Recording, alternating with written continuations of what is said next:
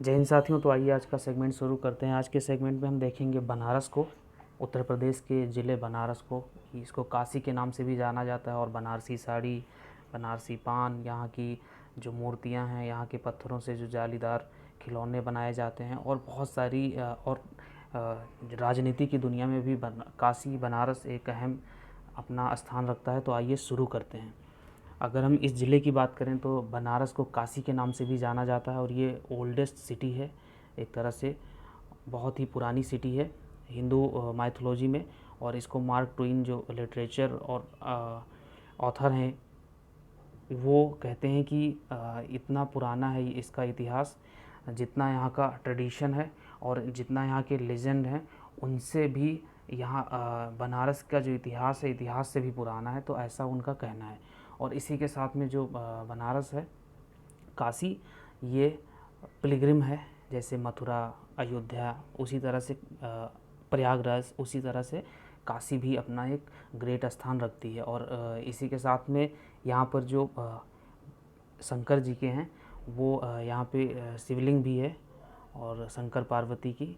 तो इसीलिए और कहते भी हैं कि बनारस है वो शंकर जी के नोक पे, त्रिशूल की नोक पे ये बसा हुआ है और बहुत ही पुराना है।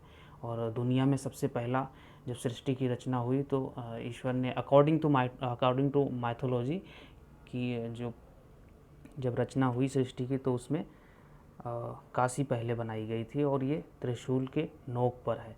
तो इस तरह से है, ये बिलीफ है और एक तरह से माइथोलॉजी है। और गंगा जो है, यहाँ के घाट बहुत ही सुंदर हैं और बहुत ही शुरू से ही बहुत सारे व्यापारिक और गतिविधियों की और जो कल्चरल मूवमेंट है, रिलीजियस मूवमेंट है, वो भी यहीं से शुरू होते थे, घाटों से ही। आपने कबीर, रैदास और बहुत सारे लोगों का नाम सुना होगा, तो वो यहीं से हुई है। जैसे बुद्धिज़्म भी यहीं से, बुद्धा ने अपनी प्रीचिंग सारनाथ में दी है, अपनी जो उपदेश हैं। और सारनाथ में जो नेशनल एम्बलम अडॉप्ट किया गया वो भी सारनाथ में ही पाया गया था। और इसी के साथ में उनका जो पहला सरमन होता है वो भी यही होता है, जब उनको मोक्ष या ज्ञान की प्राप्ति होती है। ये 10 किलोमीटर बनारस से दूर है सारनाथ। और एक तरह से यहाँ पे नॉलेज, फिलॉसफी, कल्चर और जो डिवोशन है गॉड के, वो सारे देखने को मिलते हैं। इसके साथ में इंडियन आर्ट है, क्राफ्ट है और यहाँ पे जीआई टैग भी बहुत सारी चीज़ों पे मिला है। जैसे मिर्ज़ापुर की जो कालीनें हैं उनको मिला है और बहुत सारी अभी आगे मैं वो दिखाऊंगा आपको। और बनारस जैन का भी बहुत इम्पोर्टेंट है, क्योंकि जो पार्श्वनाथ थे 23rd तीर्थंकर, उनका यहीं पे जन्म स्थान है। तो इस तरह से। और इसी के साथ में जो वैष्णविज़्म है और शैविज़्म है, ये बनारस में एक तरह से कोएग्जिस्ट करता है, बराबरी में कोई हार नहीं है। क्योंकि पहले जब हिंदुइज़्म से जैसे जब पुराने समय में जो रिलीजियस मूवमेंट होते थे वही एक तरह से अमेंडमेंट होते थे। जैसे हिंदुइज़्म था, इसके पहले सनातन धर्म था जो वे ऑफ लाइफ है, और हिंदुइज़्म से इवॉल्व हुआ जैनिज़्म, फिर जैनिज़्म से बुद्धिज़्म। तो ये हिंदुइज़्म का अमेंडमेंट जैनिज़्म है और जैनिज़्म का अमेंडमेंट बुद्धिज़्म है। और जो उस समय जो रिलीजियस मूवमेंट होते थे वही, जैसे आज हम कॉन्स्टिट्यूशन है, उसी तरह से जो धर्म है, रिलीजन है, उस समय का गार्जियन होता था। क्योंकि सोसाइटी में, इंडियन सोसाइटी में स्पेशली ऐसा माना जाता था कि जो राजा है वो राजा ईश्वर का ही प्रतिनिधि है या ईश्वर का अंश है उसमें। तो इस तरह की बातें गढ़ी जाती थी समाज में। और फिर राजा को जस्टिस का मतलब आप इस तरह से समझ सकते हैं कि लेजिस्लेचर, एग्जीक्यूटिव और जो जुडिशरी और मीडिया है, चारों राजा के साथ में ही, राजा के पास में ही रहती थी चारों पावर। वो किसी को भी मौत की सज़ा सुना सकता था या किसी को भी दया दिखा सकता था। तो इस तरह से। और इसी के साथ में जो अमेरिकन फंडेड थी और जो वेस्टर्न बैक मिशनरीज़ थी वो भी, चाहे वो थियोसॉफिकल सोसाइटी हो, और इसी के साथ जो थियोसॉफिकल सोसाइटी एनी बेसेंट द्वारा बनाई गई थी, ये बनारस में ही एक तरह से बनाई गई थी। और जो मदन मोहन मालवीय हैं, जिनका जन्म स्थान प्रयागराज है, उन्होंने बनारस हिंदू यूनिवर्सिटी की स्थापना यहीं की थी, जो बिगेस्ट है एशिया में। तो एक तरह से ये है। और जो आयुर्वेदा है वो भी ओरिजिनेट हुआ है बनारस से, ऐसा बिलीव है। और जो मॉडर्न मेडिकल साइंस है, प्लास्टिक सर्जरी का, और कट्रैक्ट है, कैलकुलस ऑपरेशन है। ये महर्षि पतंजलि द्वारा, तो आप देखते हैं आज जो बाबा रामदेव की कंपनी उसका नाम पतंजलि है, लेकिन ये पतंजलि एक ऋषि थे जो एक तरह से ये योगा में और जो मेडिकल साइंस से रिलेटेड चीज़ें हैं उसमें वो बहुत एक तरह से उन्हीं के जनक माने जाते हैं, वो योगा और आयुर्वेदा के। तो ये भी जुड़ा हुआ है, अफिलिएटेड है बनारस से। और ये होली सिटी भी माना जाता है कि ये बहुत ही पवित्र है। यहाँ के घाट, यहाँ की जो गलियाँ हैं और यहाँ पे जो एक तरह से साधु संत परंपरा है, तो बहुत ही, और यहाँ की जो फाइनेस्ट सिल्क साड़ी है वो भी दुनिया भर में फेमस है। और इसी के साथ में जो बनारस है ये ग्रेट सेंटर है लर्निंग के लिए। बहुत टाइम से यहाँ पर बहुत सारे लोग आते थे पढ़ाई लिखाई के लिए, और ये एसोसिएट रहा है स्पिरिचुअलिज्म से। जो स्पिरिचुअलिटी है, जो किसी भक्त को भगवान से मिलाती है, उसको कहते हैं। और मिस्टिज़म जो रहस्यवाद है, संस्कृत से, योगा और हिंदी लैंग्वेज से, एक तरह से चाहे वो प्रेमचंद हों, तुलसीदास हों, या भारतेंदु हरिश्चंद्र हों, और बहुत सारे कवि हुए हैं वो यहीं से हुए हैं। जैसे रैदास हैं जो कवि परंपरा में हैं, तुलसीदास हैं, कबीर हैं। तो ये सारे यहीं से यहीं के घाटों पे गा के और दोहे बना के लोगों में एक तरह से स्फूर्ति भरते थे। और ये जो रामचरितमानस जिन्होंने लिखा था, जो गोस्वामी श्री तुलसीदास जी हैं, वो भी यही घाटों पे रहते थे, बनारस में ही। और इस तरह से आप समझ सकते हैं कि कितना इम्पोर्टेंस है। और ये यहाँ पे डांस और बहुत सारी म्यूज़िक हैं।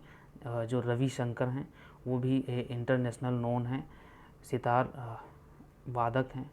और इसी के साथ जो उस्ताद विस्मल्ला खान हैं जो शहनाई प्लेयर हैं, वो भी एक तरह से इसी सिटी में रहे, और एक तरह से बहुत ही उन्होंने ख्याति प्राप्त की दुनिया भर में। अगर हम ज़िले की बात करें तो इसका 1535 स्क्वायर किलोमीटर एरिया है।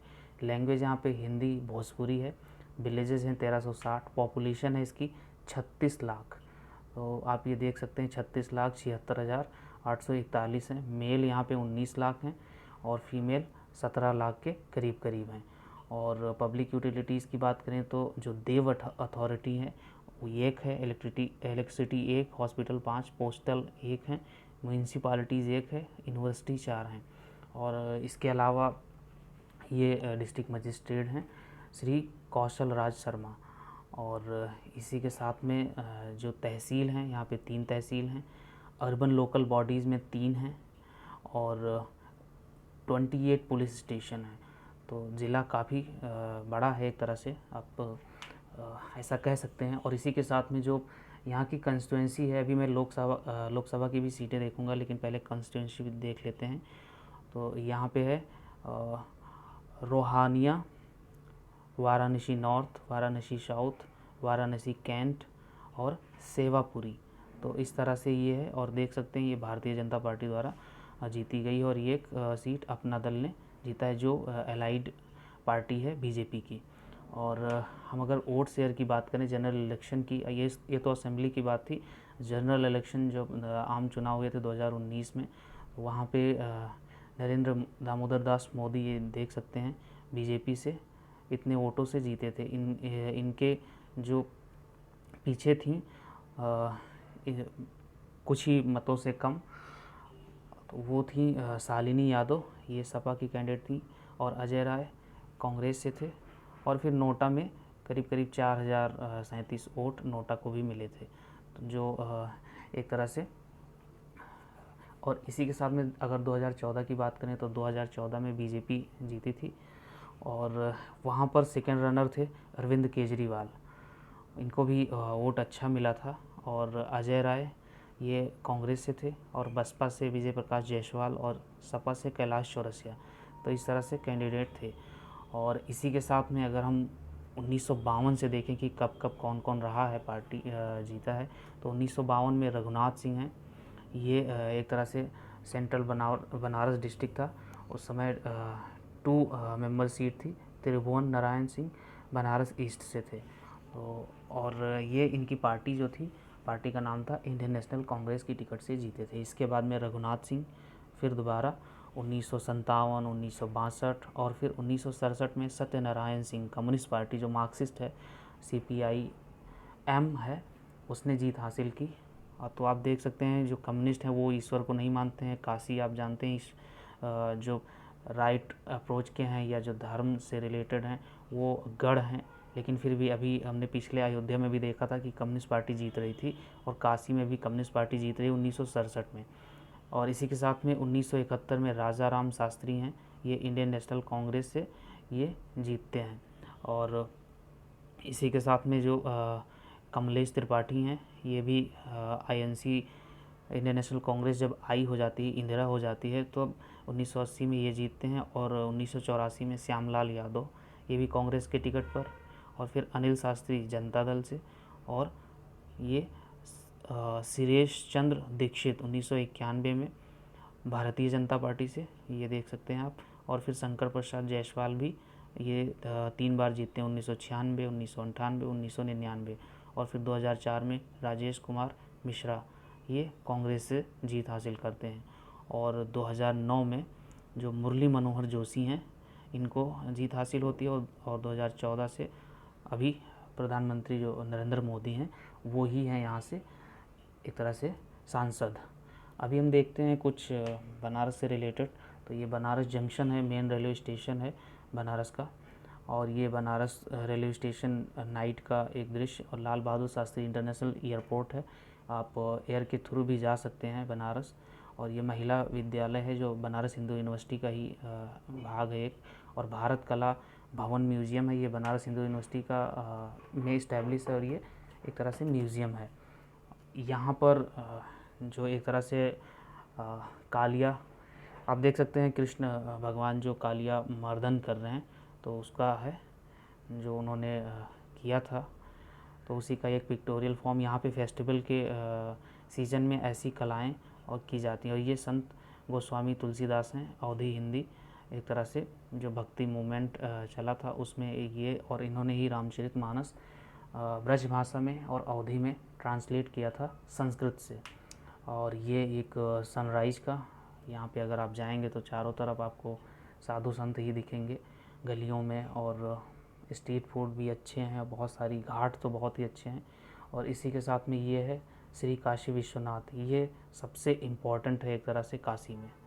और इसी के साथ में बनारस हिंदू यूनिवर्सिटी, ये भी एशिया में सबसे बड़ी यूनिवर्सिटी है यहाँ पर। और जैसे दिल्ली के कॉलेजेस में होता है, कंपटीशन होती है और बहुत सारी चीज़ें होती हैं डे टू डे लाइफ में, उसी तरह से सेम कंपटीशन देता है BHU दिल्ली के। चाहे दिल्ली में 90 कॉलेजेस हैं, 30 करीब वहाँ यहाँ की जो NCT गवर्नमेंट है, नेशनल कैपिटल टेरिटरी, जो अरविंद केजरीवाल लीड कर रहे हैं इस समय, उसके अंदर आते हैं। और करीब करीब 50-60 कॉलेजेस सेंट्रल गवर्नमेंट में आते हैं।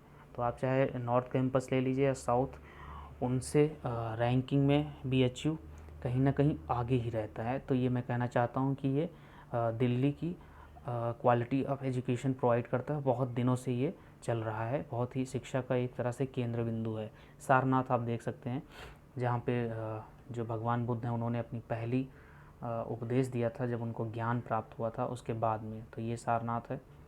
ये बनारस से 10 किलोमीटर दूर है। और ये गंगा नदी आप देख सकते हैं, गंगा नदी में लोग नौकायान कर रहे हैं, और ये घाट, तो यही इसकी मनोरम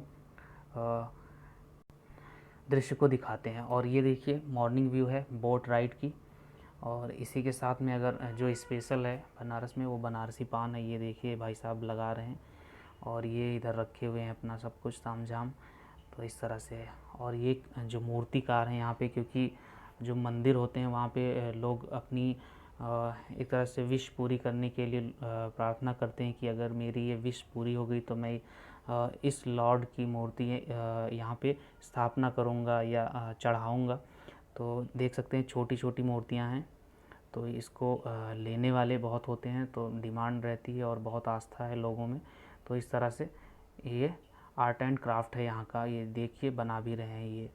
और ये एक दूसरा जो बनारस का घाट है, ये देखिए। और इसी के साथ में ये इवनिंग है, गंगा आरती जब होती है। और यहाँ की जो बनारस गुलाबी मीनाकरी क्राफ्ट है वो आप देख सकते हैं। ये जो पहना जाता है कानों में उसकी है। और ये इंटरनेशनल योगा डे पे एक ट्रिब्यूट करते हुए आप दोबारा भी देख सकते हैं ये। और इंटरनेशनल योगा डे पे बनाया गया है इसको, तो एक तरह से ये है। और अगर आप और देखें तो मैं बहुत सारी पिक्टोरियल फॉर्म में हैं यहाँ की जो इंडिजीनियस चीज़ें हैं। जैसे ये देखिए गाज़ीपुर वॉल हैंगिंग, तो आप इस तरह की वॉल हैंगिंग बना सकते हैं। और ये यहाँ पे इसको जीआई टैग भी मिला है। अगर आप इसको ध्यान से पढ़ेंगे तो ये एक तरह से जीआई टैग है यहाँ पे ये दिया गया है। ये अपने आप में यूनिक है, इसको हम दूसरी जगह में भी लागू कर सकते हैं। और ये बनारस ग्लास बीड्स हैं, ये दूसरी। और ये भी देखिए, तो इस तरह के देखिए कितने चमकीले पत्थर और सारी चीज़ें हैं। ये एक तरह से माला। और ये हैंडमेड कारपेट है भदोही का। आपने कालीन का नाम सुना होगा, ये वही है, कारपेट है या कालीन भी कह सकते हैं। देखिए कितना, और ये हाथ से बना हुआ है, इसमें मशीन का प्रयोग नहीं किया गया है। और फिर ये बनारस का जो मेटल है उसको भी जीआई टैग मिला है।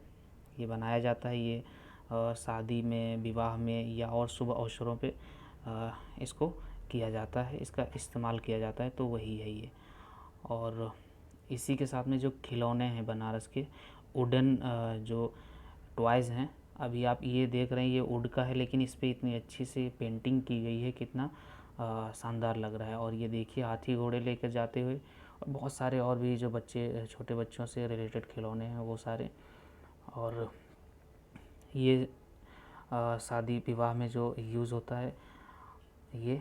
और इसी के साथ में ये भगवान की मूर्ति, और फिर ये गणेश जी और भी सारे देवी देवता हैं। ये कालीन, और ये दूसरी कालीन है, ये मिर्ज़ापुर की है।